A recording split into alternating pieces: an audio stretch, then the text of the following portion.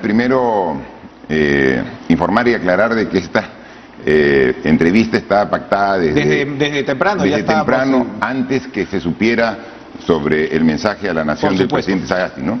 Pero es oportuno estar en esta oportunidad y en este momento para dar algunos comentarios.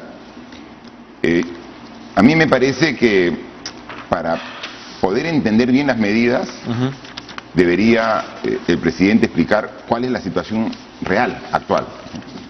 Es decir, vamos a declarar inmovilización a 9 regiones, 10 regiones, etcétera, las medidas que hemos escuchado, porque así está creciendo la curva, ¿no? O sea, no sabemos, no nos explica, y eso es fundamental, porque me consta lo difícil que es dictar estas medidas, porque las he dictado yo como presidente, pero para pedirle a la gente este sacrificio, tienes que mostrarle el diagnóstico, cuál es la situación. Es como un médico, ¿no? O sea, cuando tú vas a dar un tratamiento severo a una persona, le dices, porque si no te doy este tratamiento, mira lo que puede ocurrir. Entonces te tengo que explicar tu diagnóstico, ¿no? O sea, si es una gripe, suficiente un Panadol, ¿no? Pero si el problema es más serio, es grave, se requiere un tratamiento mucho más severo, ¿no? Entonces estamos entrando a situaciones donde 10 regiones son catalogados como situación extrema. ¿Qué cosa es situación extrema? ¿Cómo está creciendo el contagio? ¿Cómo está creciendo la ocupación de hospitales? ¿Cómo está creciendo la cantidad de muertos? Y entonces, en función de eso, tenemos que tomar esta medida. No la dice, no la sabemos y no hay esa información.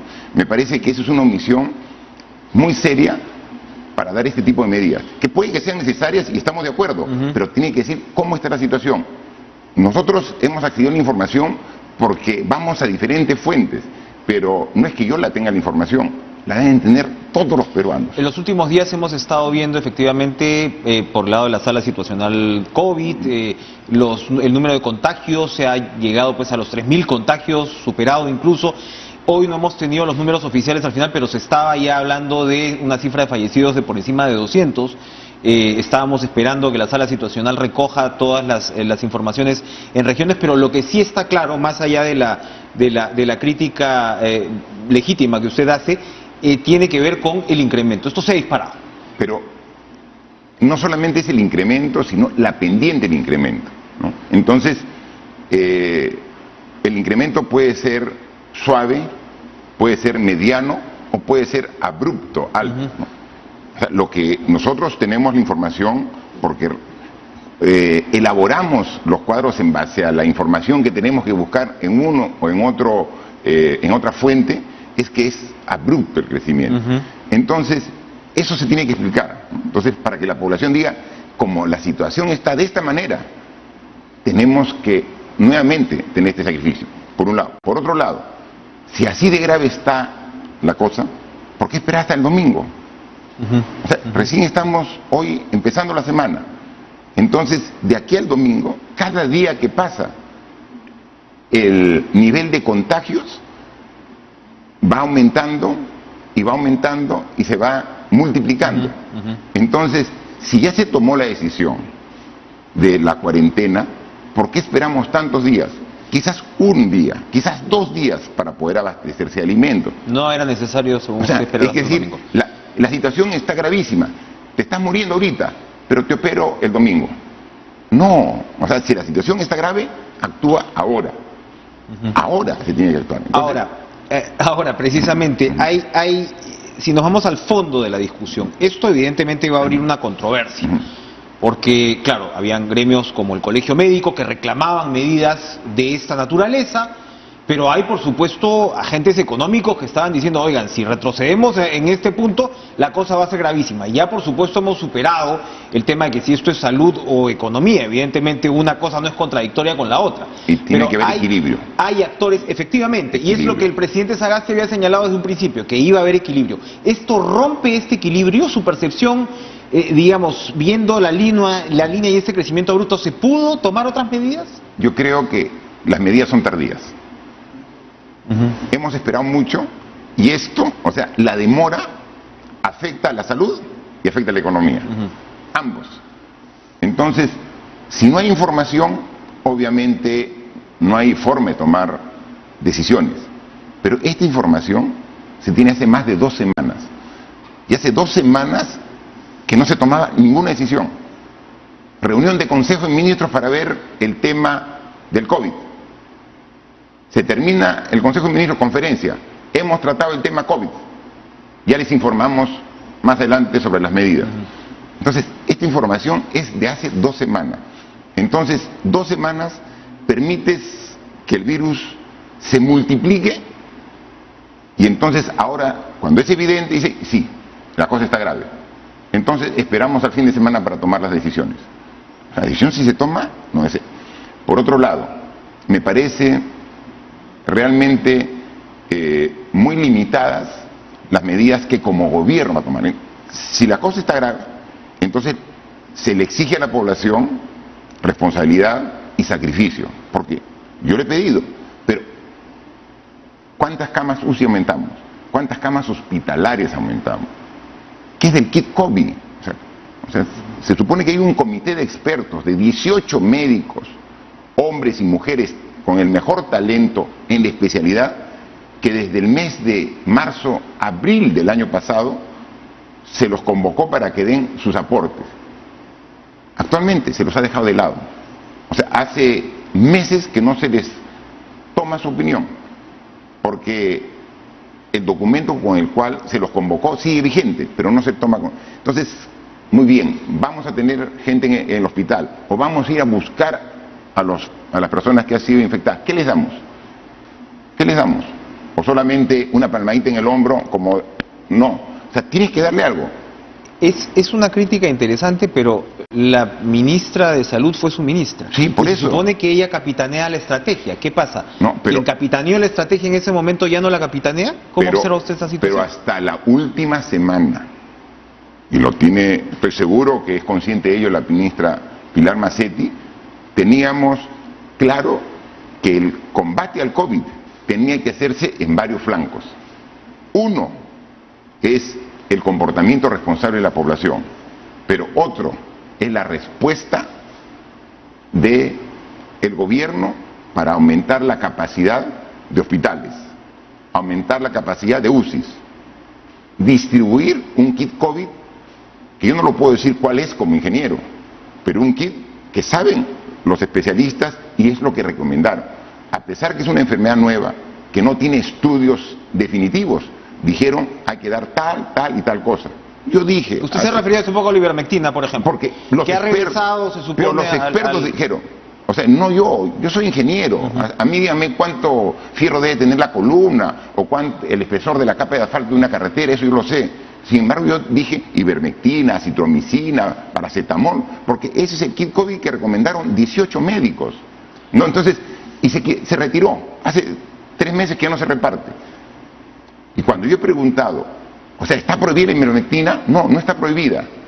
Pero lo que necesitamos es, tienes que ir a un médico que te dé una receta y tienes que ir a comprarla. Entonces, lo que era de acceso gratuito de la población más vulnerable, ahora necesita pagarse. Tengo entendido que recién esta semana nuevamente la han incorporado. Pero ¿después de cuánto tiempo? No está claro ni definitivo cuál es el efecto positivo de la misma. Pero era parte del COVID, ¿no? Y no solamente ese medicamento, habían otros más. ¿Quién había determinado? Médicos prestigiosos, los más reconocidos del país. Y entonces, si haces una campaña como Taita, que llegabas a la población, que también se suspende, entonces, sacrificio de la población, en estos casos, es necesario, pero tiene que ir acompañado del esfuerzo del gobierno para llegar con medicinas, con camas, con UCI. Vamos a seguir conversando, por supuesto, de los temas de campaña, sino que evidentemente este mensaje nos ha cambiado el pie de la entrevista. Pero lo que yo le quería preguntar es, y usted como político lo sabe muy bien, una cosa es con guitarra y otra es con cajón. Van a decir, Martín Vizcarra estuvo al frente del gobierno y hay, por supuesto, ahora muchos que critican el que fue el desempeño del gobierno. Entonces se habla, por ejemplo, de la cifra de exceso de muertos, de si efectivamente su gobierno lo que hizo fue cerrar demasiado abruptamente la economía. Igual hemos tenido la cantidad de muertos que tenemos y nos ha ido mal, en fin, en todo el mundo pues hay por supuesto situaciones que lamentar. Pero ¿cómo evalúa usted la que fue la reacción de su gobierno en relación a lo que estamos precisamente viendo ahora, ¿no? Mire, nosotros después, un día domingo, hubo un Consejo de Ministros, el 15 de marzo del año pasado, y ahí la ministra de Salud nos explicó cuál era la situación, que no era tan compleja como la de ahora, y tomamos la decisión al día siguiente, a partir del día lunes 16. O sea, fue inmediato. El domingo tomaron, a partir del día siguiente. Obviamente la medida fue flexible los primeros días porque hay un proceso de adaptación, pero no es que dijimos de acá a una semana. Si ya el virus es comunitario, es decir, ya está dentro de la comunidad, la propagación es muy rápida. Entonces, mientras que permita que se siga propagando, cada vez más gente se va a infectar, cada vez más gente va a ir a los hospitales y cada vez más gente va a empeorar en el UCI. Ahorita, la ocupación de camas UCI ya es del 100%. Ya no hay camas UCI a nivel nacional. Entonces no puede dar de una medida desfasada. Y esto también yo no he escuchado y yo requeriría una respuesta del gobierno. Tenemos elecciones el 11 de abril. Ante esta situación, ¿todo sigue normal? ¿Qué cosa es lo responsable? Yo he sido como presidente alguien que se ha opuesto a la postergación de elecciones. Ese fue en buena medida su argumento previo en sus enfrentamientos con el Congreso, que habían intereses que precisamente se querían conquistar en el poder. Pero eran postergación por intereses político-partidarios. A mí la propuesta que yo recibí de bancadas del Congreso de la República, pongámonos de acuerdo, tú como presidente que representa al Ejecutivo y nosotros que representamos al Legislativo, y posterguemos un par de años las elecciones y quedémonos. Eso de ninguna manera. Pero ante la situación como está ahora, nosotros creemos que debe correrse 6 semanas el día de las elecciones y garantizar que el 28 de julio el presidente Sagasti esté entregando la posta a quien elija la población. Es decir, solamente corregir el cronograma, porque tal como se ve el incremento de las cifras de esta segunda ola, febrero y marzo, van a ser meses muy complicados. Según las proyecciones de modelos matemáticos que se ha hecho al respecto, indica que abril va a comenzar a disminuir, ¿no? Entonces, cuando comience a disminuir, todavía la gente está temerosa. Entonces, en mayo ya la gente va a estar más tranquila y va a haber mayor seguridad para cuidar la vida, para cuidar la salud y para cuidar la democracia. Nosotros necesitamos elecciones donde la gente participe. Alguien decía, pero ¿cuál es el problema? Si por ejemplo en Portugal esta semana ha habido elecciones. Sí ha habido elecciones. ¿Y saben cuántos han ido a votar? 39% de la población. ¿Qué legitimidad tiene una elección cuando menos de la mitad, menos del 40% vota? ¿Eso queremos para el Perú? Nosotros queremos unas elecciones donde el 60, 70% de la población participe. Y no va a participar si está temerosa por la situación de salud que nos encontramos. Entonces, siempre hemos hecho propuestas responsables en beneficio y en cuidado de la población. El Jurado Nacional de Elecciones ha dejado al voto la apelación por la exclusión de su candidatura. ¿Qué espera al respecto? ¿Cuándo se debería tener este resultado finalmente? Yo espero racionalidad y justicia. No hay ningún motivo para que nos excluya de la carrera electoral, en absoluto. Aquí lo que hay es una fijación, un encono de algunos representantes de partidos políticos de querernos sacar de carrera. Nosotros hemos cumplido estrictamente lo que especifica el Jurado Nacional de Elecciones para inscribirnos. No le busquen 3 pies al gato, no quieran sacarnos de carrera. Somos el candidato que más tachas ha tenido, que más pedidos de exclusión ha tenido. Y no solamente eso, el Congreso de la República, en vez de estar analizando el problema de COVID y cómo ayuda al gobierno para buscar una solución conjunta como Estado a este problema, está enfocado en darnos a nosotros una sanción desde el Congreso, una sanción política para excluirnos de las elecciones. Entonces, por favor, juguemos limpio, ganemos en la cancha, ganemos en las urnas. ¿Qué tanto temor hay a la participación de Martín Vizcarra? Martín Vizcarra, usted retiene una popularidad bastante importante. Esto, aparte, lo he confirmado hoy, precisamente a la hora de anunciar esta entrevista en redes sociales. Y al mismo tiempo usted se ha vuelto un personaje controversial. Entonces, al mismo tiempo, me refiero, el candidato que usted acompaña en la presidencia tiene 4%, según las últimas encuestas, Daniel Salaverry. Y hay quienes le reclaman ahora una suerte de oportunismo con esta postulación al Congreso. Oportunismo, para empezar, porque dice usted, combatió, se suponía, la corrupción de los políticos desde el puesto, el alto cargo que ocupó, y ahora usted está buscando inmunidad. ¿Qué responde ante ello? Mire, hoy día, en nuestro local partidario de la Avenida Arequipa, nos hemos reunido con todos los candidatos al Congreso por Lima, con todos, así como lo he hecho con los candidatos de las 10 regiones que he recorrido. He estado en San Martín, en Piura, en Lambayeque, La Libertad, en Cajamarca, en Cusco, en Arequipa, en Ayacucho, Huancavelica y hasta este sábado en Junín. En todas esas regiones me he reunido con los candidatos. Y no es una posición individual, es una posición del partido y de todos los candidatos. El primer proyecto que vamos a presentar, los candidatos que seamos electos congresistas, va a ser la eliminación de la inmunidad parlamentaria. O sea, eso va a ser el primer proyecto. O sea, esta inmunidad que tanto daño ha hecho no al Congreso, sino a la confianza de la población en el Congreso. Esa inmunidad que se ha convertido en impunidad, ¿no? Entonces, no puede haber inmunidad que se maluse. Entonces, para no correr riesgos, mejor simple y llanamente quitemos, retiremos, anulemos.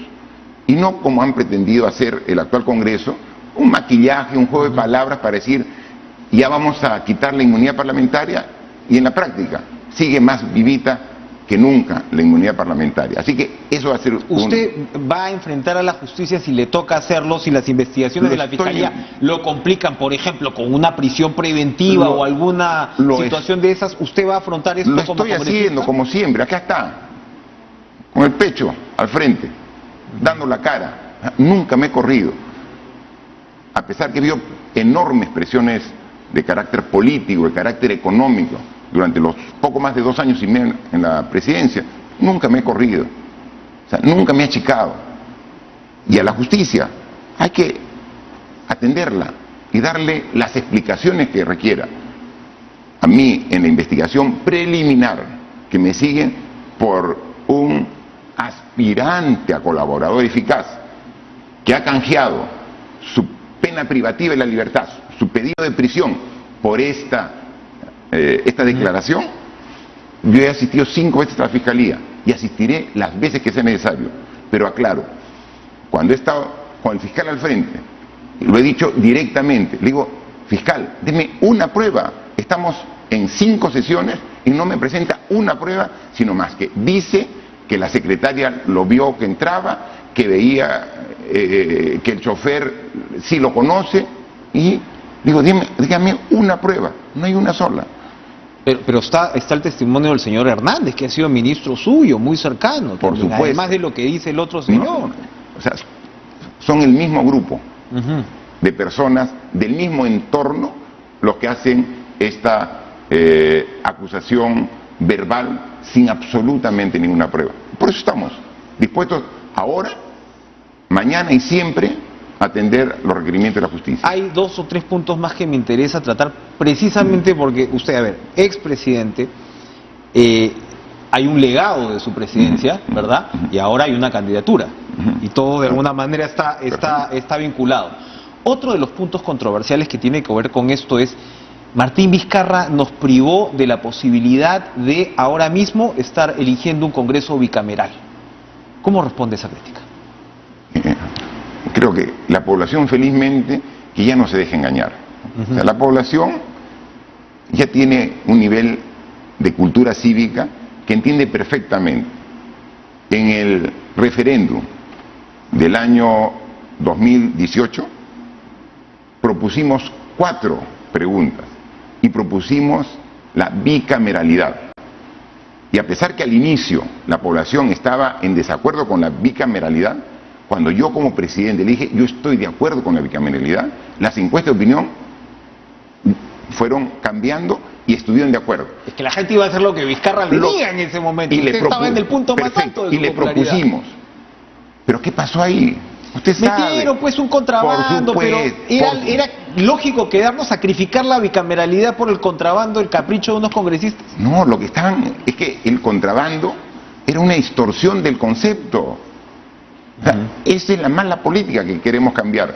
Por eso estamos yendo al Congreso de la República. De hecho, usted era tan popular en ese momento que usted en un momento dijo bicameralidad y las encuestas iban 90%. De ahí dijo no y la gente votó cruzado como le dijo Martín Vizcarra. Porque es que no digo no solamente porque yo creo, sino lo justifico, porque ese Congreso nefasto la está distorsionando. O sea, le ha metido un contrabando y no podemos nosotros caer en, llamemos, en la inocencia de por estar de acuerdo en el concepto. Luego ahí la famosa letra chiquita te distorsiona todo el concepto. Así que creo que tenemos la oportunidad de retomar el análisis, pero haciendo las cosas bien. ¿Por qué Martín Vizcarra? Se lo he preguntado antes, pero me genera volver a hacerle la pregunta, sí. Porque la verdad que usted, como repito, tiene un grupo de simpatizantes importantes y hay gente que se ha decepcionado. Entonces, como toda persona. Como toda persona. O sea, pero felizmente que las personas que creen en mí, en mi trabajo, en mi honestidad, en mi entrega, son mucho más que esas personas que se han visto afectadas por nuestro Quienes desempeño. Quieren analizar con cierta frialdad su trayectoria dicen fue muy astuto Vizcarra, fue muy hábil para emplazar ciertas carambolas, y uno se pregunta por qué no presentó bancada al Congreso luego de la disolución del Congreso anterior. Usted habría controlado ese Congreso y probablemente ahí la respuesta puede ser porque sencillamente no quería asociarse con nada que se parezca al Congreso. No, para que ver. Usted se la llevaba en ese momento. Pero se llamó, probablemente no estaríamos en esta situación. Se llamó a elecciones con el plazo de ley que es perentorio y es muy corto después de la disolución de un Congreso. No hay tiempo para trabajar y armar una bancada. Y además, yo estaba enfocado en esas circunstancias a trabajar precisamente en los temas de urgencia nacional. Yo ahora acepto la invitación de Somos Perú para ir a estas elecciones, luego de la vacancia. Yo dije, y lo he repetido, que yo no iba a ir a elecciones presidenciales, no iba a ir a ninguna reelección. Toda mi voluntad era terminar el 28 de julio de este año, en el bicentenario, mi esfuerzo para dar la posta al presidente que los peruanos elijan. El 9 de noviembre, de manera inconstitucional, de manera arbitraria, de manera abusiva, 105 congresistas me sacaron del cargo. Finalmente son ellos los que permitieron que, analizando la situación y dejando cualquier posibilidad de indiferencia ante lo delicado del momento, de que acepte esta invitación y que postule al Congreso para cambiar desde el Congreso lo que no se pudo desde el Ejecutivo. Nos vamos a ir a una pausa para regresar a hablar de sus propuestas, pero lo dejo con esta última pregunta para cerrar este temita, es ¿por qué no se resistió a la vacancia? Me lo responde después de la pausa. Regresamos con Martín Vizcarra, no se muevan.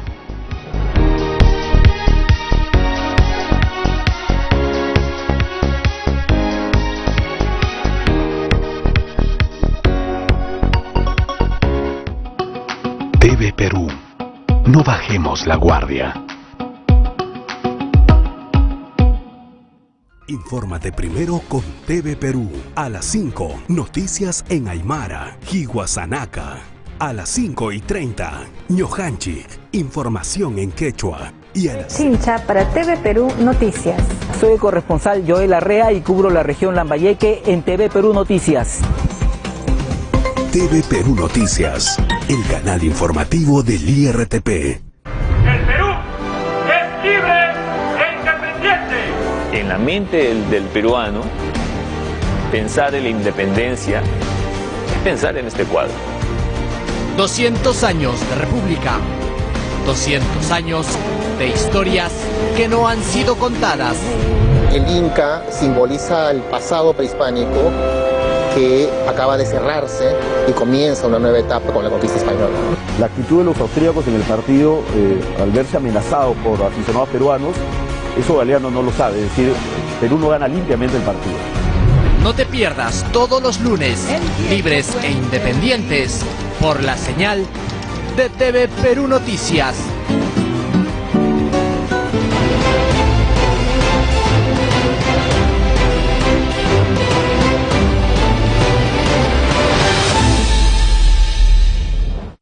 Dicen que la vacuna es el virus puede combatirse de distintas maneras. Mascarillas usando ser aprobadas por las autoridades.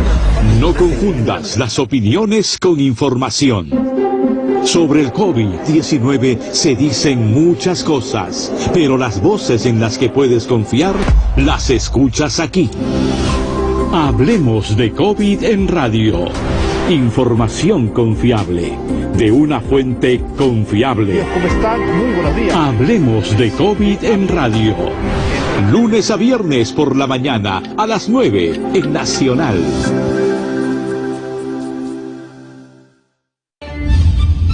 El más polémico. ¿Se puede amar a dos personas al mismo tiempo? Siempre provocador. Este universo es la obra de un creador. ¿Por qué tuvo la ocurrencia de hacer una cosa tan mal hecha, no? Demoledor de mitos. Eros ansía lo diferente. Le engaña que si la mujer se acostó con el vecino, lo que es aburrimiento sexual. Una manera diferente de pensar. Hay un juego del establishment, pero tampoco pido que me crean. Porque las ideas sobreviven a los tiempos. Los domingos a las 11 de la noche. La colección de oro de Marco Aurelio de Negri por TV Perú Noticias. Aislamiento.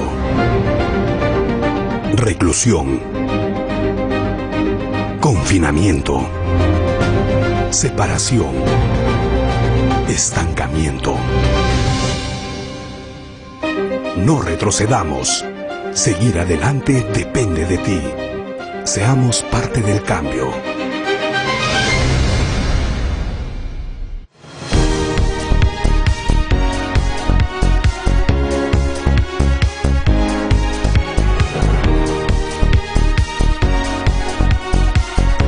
Estamos con el expresidente Martín Vizcarra, cabeza de lista de Somos Perú, en momentos además donde se han anunciado medidas tan graves. Para terminar esta parte, presidente Vizcarra, ¿por qué no resistió la vacancia? ¿Por qué no impulsó un recurso adicional ante el Tribunal Constitucional? En el primer intento de vacancia hicimos los dos recursos que podíamos.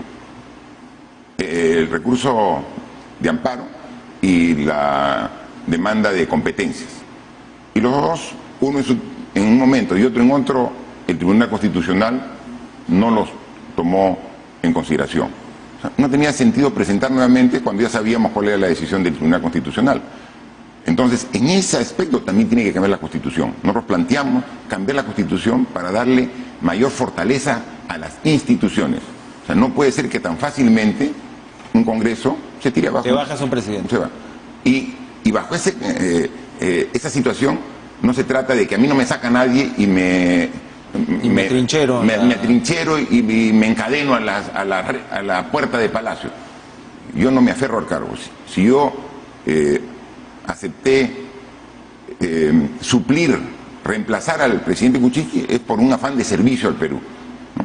Y cuando el Congreso, así sea inconstitucional su medida, así sea antidemocrática, tomó una decisión, yo tengo que respetarla. Le dijeron, y le han dicho últimamente, conspirador con el tema Kuczynski. ¿Cómo? En absoluto. Creo que el propio Kuczynski puede dar fe de ello, ¿no? O sea, ahí la otra opción es que yo renuncie y se genere un caos en ese momento. Si el vicepresidente precisamente es para reemplazar al presidente en caso muera o renuncie. Renunció el presidente y yo hablé con el propio presidente, ¿no? Así que no hay problema. Tenemos unos cuadros, a ver si los podemos, don que Jackson, son ilustrativos a ver si nos pueden ayudar. y que creo que debieron ser también expuestos por el presidente Sagasti para entender la gravedad de nuestra situación. A ver, ¿los tenemos ya? Lo vemos, no sé si están, lo podemos ver. Vamos mientras los cuadramos. ¿Qué piensa usted? Ahí está. Me voy a guardar la pregunta para ahorita. Mire, Esta es la curva celeste, que es casi horizontal, que parece las olitas del mar. Sí. Esto es más o menos los fallecidos en el año 2019. Esto es por semana, ¿no? Es más o menos. Sí. Entonces el año 2020 debería ser una curva más o menos igual, casi horizontal, un poquito superior. Y así venía el año 2020 la curva roja, que nosotros podemos apreciar ahí hasta el mes de abril. Vemos la curva roja. Y ahí es donde se dispara precisamente por el nivel de contagio. Claro. Se dispara, llega un máximo en la semana del 13 de junio, de ahí baja un poquito a fines de junio y luego otra vez se dispara hasta un máximo en agosto. Y a partir de agosto toda la curva es hacia abajo, ¿no? En agosto fue la semana que tuvimos más muertos, lamentablemente, producto del COVID. Un promedio de 200 muertos al día. Lamentablemente, fue la cifra más alta que tuvimos, ¿no? Pero de ahí han bajado y al mes de noviembre, la primera semana, ya el promedio era 50 muertos por día en promedio. Pero mire cómo ha comenzado a subir en enero, ¿no? Y entonces vemos ahí la curva hasta dónde está nuevamente subiendo. Entonces, si fuera a quedar ahí estaríamos tranquilos, pero esto va a continuar, porque si vemos el siguiente cuadro, a ver, seguimos, para favor. Que vean el siguiente cuadro, esta es la evolución del número de hospitalizados, es decir, cuánto está aumentando respecto al día anterior, ¿no? Esa curva horizontal negra es 5%. Entonces, si cada día aumenta 5% de hospitalizados, es gravísimo, no hay capacidad que pueda aguantar un crecimiento de pacientes de 5% más todos los días. Entonces, cuando está entre 0 y 3, es la parte amarilla, hay más o menos, existe la capacidad hospitalaria para poder asimilar a esos pacientes. Cuando está menos de 0 quiere decir que comienzan a disminuir los pacientes. Nosotros desde el mes de agosto hasta el mes de diciembre ha estado en la zona verde, donde cada día había menos pacientes en el hospital que el día anterior. Y comienza otra vez. Pero a partir de diciembre comienza otra vez lo amarillo. Ya en lo amarillo se debió tomar algunas decisiones porque ya está... Mire, en enero ya estamos en rojo, ya estamos más del 4% de aumento diario. Esa es el 16 de enero. ¿A cuánto nos encontramos? Y las medidas para cuánto le está diciendo el presidente Sagasti para el 31. Ya el 16 la situación es dramática y toma medidas a fin de mes, ¿no? Entonces eso realmente no se condice con la gravedad del hecho. La siguiente, hay dos más para que se tenga claro. UCI, camas UCI, igual. Lo ideal es tener por lo menos un 25% de camas UCI disponibles. 25%, ¿no? Entonces, nosotros en el mes de julio estamos arriba del 88-90% de camas UCI ocupadas. 85-90. A partir de agosto comenzaron a bajar la ocupación de camas UCI. 83, 80, 70. Y luego en noviembre llegamos a tener 65%. Teníamos 35% de camas UCI de capacidad. A partir de diciembre comienza otra vez a subir. El 16 de enero, 92%. Hoy, 10 días después, 100% de camas UCI. Ya no hay camas UCI. Y el último cuadro, para que puedan ver. Esto es una proyección, la línea roja, de cómo preveía que iba a haber el aumento de fallecidos. Y los fallecidos en realidad son esa curva cortada que es la azul. Así es, ¿no? ¿ya? Entonces, más o menos iba siguiendo la tendencia. Luego, el estimado. El estimado era que iba a bajar, pero se mantuvo. Es lo que cuando hablábamos nosotros, estamos en una meseta, no aumenta, pero tampoco disminuye esa meseta que está horizontal. Y luego comenzó a bajar. ¿A partir de cuándo? Del mes de agosto. Hasta noviembre, que ha estado muy bajo. Muy bajo. Miren dónde estamos en el 921. Pero no vamos a quedar ahí, sino va a continuar subiendo. Y ahí, como ven la curva, febrero y marzo vamos a estar va a ser en la equiparable parte alta. Casi a julio. Va a estar casi equiparable a julio. Un poquito menos. Pero mire, abril todavía está alto. Entonces, bajo esas condiciones, en abril elecciones, si hacemos... Y dicen, no, es que la OMPE, es que el Jurado Nacional de Elecciones tiene todo listo. Qué bien que tenga todo listo, pero la decisión la tiene que tomar el gobierno con los especialistas de salud, no del Jurado Nacional de Elecciones. Dice, no puede decir el representante del Jurado Nacional de Elecciones, de todas maneras van las elecciones porque está todo listo. así no vaya nadie. Hay que tener flexibilidad, según su criterio, en una situación como esta. Porque primero está la vida. Primero está la vida. Entonces, ante estas medidas, ya. Y si se fueran a retrasar un poquito las elecciones, ¿cuándo se anuncia? ¿Una semana antes de las elecciones? ¿2 semanas? Hay que tener un poco de previsibilidad, ¿no? Entonces tiene que anunciarse con una anticipación por lo menos de 2 meses. O sea, no pueden decir una semana antes de las elecciones, vamos a postergar un mes. Creo que tiene que haber mayor seriedad, como algunas incongruencias que vemos, pero que seguramente es fruto del momento. Porque el presidente dice, siguen prohibidos los vuelos de Europa y ahora de Brasil. De Brasil también. Es lo que ha dicho, ¿no? Muy bien. Lo que quiere decir, uno infiere, que de otros países pueden venir vuelos. Pero la medida, Lima incluido, es prohibido el transporte aéreo y terrestre. Entonces, ¿de dónde van a venir los vuelos? ¿Hacia dónde? ¿No? Entonces hay una incongruencia. Entonces tendría que decir suspendido todos los vuelos, porque el aeropuerto que recibe los vuelos internacionales es Lima, y Lima va a estar cerrado a partir del 31. Entonces hay algunas incongruencias que seguramente en las próximas horas deben ser corregidas en lo que ha manifestado. Me imagino, presidente Vizcarra, para ir terminando, que usted ha podido evaluar también muy de cerca, ya en estos meses, en realidad, en estas semanas, qué pasó con la negociación de las vacunas. Ahora mismo México está anunciando que también traen los lotes. Ahorita el presidente Sagasti también, en fin, se ha señalado, pero el hecho es que no se avanzó, pues, o no se concretó la negociación con las vacunas de Pfizer, de Moderna, las que vemos que ahora el primer mundo, como se llamaba antes, está usando. ¿Qué pasó ahí? No es que no se avanzó. O sea, se avanzó todo lo que se podía avanzar hasta el momento que se encontraba. No se puede negociar vacunas mientras que no concluyan la fase 3. O sea, mientras que la fase 3, que es la aprobación de parte de los laboratorios de que la vacuna sí funciona en seres humanos, porque la fase 1 es, pues, teoría, la fase 2 es en animales, en pequeña escala. Mientras que la fase 3 no sea aprobada, tú no puedes hablar de adquisición de vacuna.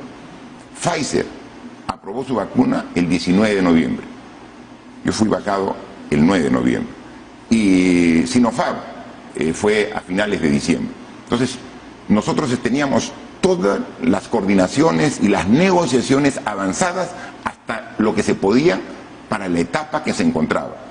Con Sinopharm, que son las que finalmente está comprando el gobierno, que son de un laboratorio chino, en abril comenzamos las conversaciones. En abril, en mayo yo me comuniqué telefónicamente con el presidente chino, con Xi Jinping, y le pedí trabajar juntos el tema de la vacuna. Y él mandó un equipo de científicos chinos que trabajó con gente del Instituto Nacional de Salud del Perú y establecieron un mecanismo de coordinación, de tal manera que aquí la vacuna china es el país donde más pruebas se ha hecho en personas, más de 12.000 pruebas. Y lo que ha permitido ahora de que esta vacuna, China está dando prioridad a través de toda esa coordinación política entre el presidente y científica entre sus pares, para que esta vacuna sea la que ya viene la próxima semana, el primer 1.000.000, y como ha dicho el presidente, 1,5 millones más en el próximo mes. Se nos ha terminado el tiempo, pero tengo que preguntarle esto. La candidata Keiko Fujimori ha anunciado que su candidatura es la de la mano dura. Usted tuvo desencuentros con la candidata Keiko Fujimori. ¿Qué opina de la mano dura viniendo de ella? Bueno, no se trata de mano dura o mano blanda, ¿no? O sea, o que me tiembla o no me tiembla la mano. Nuestra candidatura, en todo caso, yo prefiero catalogarla como una candidatura de diálogo y concertación. O sea, lo que Perú necesita es diálogo, lo que el Perú necesita es búsqueda de consensos. Mano dura es decir, se hace lo que yo digo, y eso es autoritarismo. Y creo que si estamos en esta situación es porque ha habido un autoritarismo desbocado en ese Congreso que lideró Fuerza Popular, cuya cabeza es Keiko Fujimori, y si ella piensa que esa es la forma de gobernar, no ha aprendido de su propia experiencia. La mano dura es para gobiernos autocráticos, dictatoriales. Aquí lo que se requiere es firmeza, que es diferente, que es mano dura. Un gobierno con firmeza, pero con diálogo y con búsqueda de consensos, que eso es el sello de mi actitud durante los más de 2 años y medio de gobierno, y que sería el sello de un gobierno de Somos Perú. Gracias, Martín Vizcarra, por acompañarnos esta noche y suerte, por supuesto. No, al contrario, muchas gracias y solamente comunico ante la situación, nosotros mañana teníamos una serie de actividades políticas, con todo el respeto, ¿no? Pero me van a disculpar, vamos a suspender las actividades políticas presenciales, vamos a contactarnos virtualmente, pero todos tenemos que colaborar y no vamos a esperar al 31 para suspender nuestras actividades políticas. Las suspendemos de manera presencial desde este momento porque todos tenemos que poner el hombro. Gracias, Martín Vizcarra, por acompañarnos esta noche. Nosotros vamos